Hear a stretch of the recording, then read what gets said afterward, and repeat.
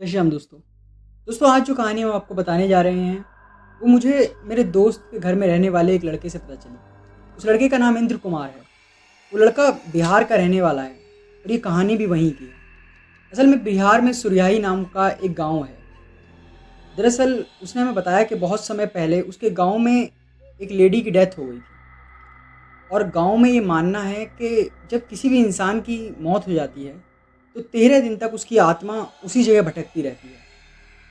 वहाँ भी सभी लोगों का यही मानना था कि उस औरत की आत्मा अब भी इस गांव में भटक रही है। इस कारण कोई भी इंसान 7 बजे के बाद घर से बाहर नहीं निकला करता था और ये हर वक्त होता था जब भी गांव में किसी की डेथ हो जाती थी।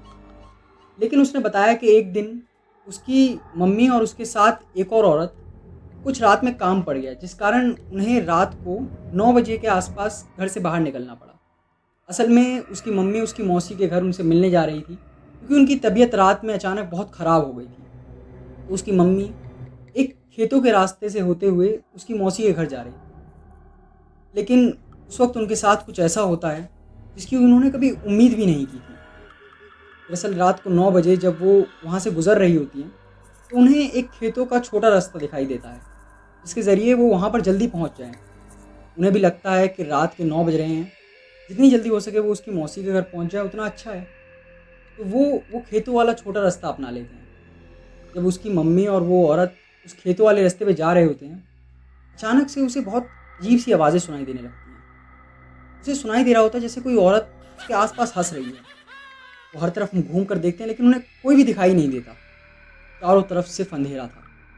लेकिन अब वो हंसने की आवाज़ बढ़ती जा रही है। वो दोनों बहुत ही घबरा चुके थे और वो बहुत तेज़ी से चले जा रहे थे।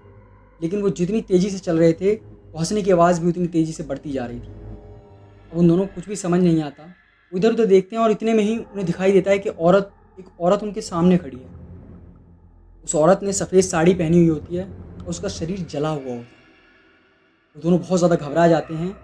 तभी उन्हें पता चलता है कि वो औरत और कोई नहीं, वो औरत वही औरत है जिसकी कुछ समय पहले हत्या हो गई थी।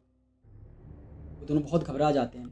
वहाँ से निकलने की कोशिश करते हैं लेकिन वो औरत बार बार उनके सामने आ जाती है। वो औरत उन्हें वहाँ से जाने नहीं दे रही थी। वो दोनों समझ चुके थे कि वो बहुत बड़ी परेशानी में फंस चुके हैं और शायद यहाँ से निकलना अब उनके लिए मुमकिन नहीं होगा। मैंने जब उस लड़के से पूछा कि उसे जब उसकी मम्मी ने और उस औरत ने उस जो भी वो आत्मा थी उसको देखा तो वो दिखने में कैसी थी, तो उन्होंने मुझे बताया कि वो एक सफ़ेद साड़ी पहनी हुई थी। उसका पूरा शरीर जला हुआ था। उसने अपना चेहरा अपने पल्लू से ढका हुआ था और वो बस उनके सामने खड़ी हो गई थी। वो उन्हें बिल्कुल भी आगे नहीं बढ़ने दे रही थी। तो वो दोनों बहुत चिंता में थे और उन्हें लग रहा था कि शायद ये रात उनकी ज़िंदगी की आखिरी रात होगी।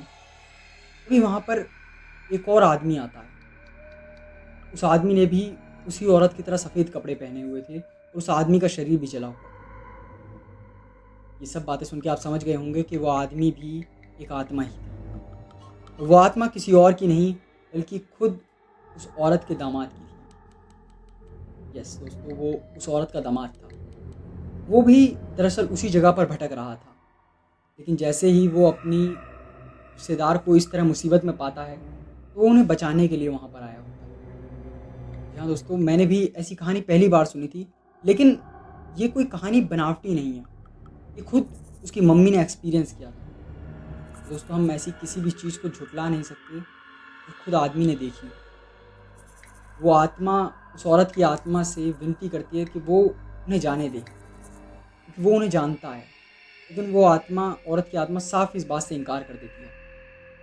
लेकिन जब वो जो उसका दामाद था वो उसे बहुत ज़्यादा रिक्वेस्ट करता है, बहुत ज़्यादा मिन्नतें करता है कि वो उसे जाने दे, तो उसके बाद वो औरत मान जाती है और वहाँ से गायब हो जाती है।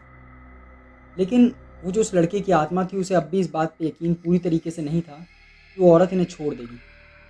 वो उस लड़के की आत्मा अचानक गायब हो जाती है लेकिन उन्हें सुनाई दे रहा होता है। वो जैसे उनसे कह रहा हो कि मैं अब भी तुम्हारे साथ ही हूँ और तुम जल्दी से यहाँ से निकलो। वो दोनों बहुत ही घबराई हुई थी औरतें, वो तुरंत तेज़ी से वहाँ से निकलने लगती हैं। लेकिन उन्हें हर वक्त ऐसा महसूस हो रहा होता है कि कोई हवा, कोई आत्मा या कुछ भी चीज़ उनके अगल-बगल है, जो उन्हें प्रोटेक्ट कर रही है। वो बहुत तेज़ी से उस खेतों वाले रास्ते से निकलते हैं और तुरंत उसकी मौसी के घर पहुँच जाते हैं। उसके बाद तब तक घर से बाहर नहीं निकलते जब तक दिन नहीं आ जाता। लेकिन जैसे ही वो उसकी मौसी के घर पहुँचते हैं, उन्हें महसूस होता है कि जो कोई भी हवा थी या आत्मा थी, वो मौसी के घर पहुँचते ही अचानक से गायब हो गई। जैसे कि वो उनकी उस रास्ते में मदद कर रही थी, वो किसी भी और मुसीबत में ना फंसें। जब मेरे दोस्त ने ये कहानी मुझे बताई, मुझे कहानी सुन के बहुत अजीब लगा। मुझे भी लगा कि आखिर ऐसा कैसे हो सकता है। लेकिन दोस्तों, हम लोग तो सिर्फ कल्पना ही कर सकते हैं। असली बात तो वही जानता है जिसने खुद इस चीज़ से होकर गुजरा है। मुझे तो नहीं पता इस कहानी में कितनी सच्चाई है, लेकिन आपको क्या लगता है? अपनी राय हमें कमेंट सेक्शन में बताएं। ऐसी और वीडियोस देखने के लिए हमारे चैनल को सब्सक्राइब करें।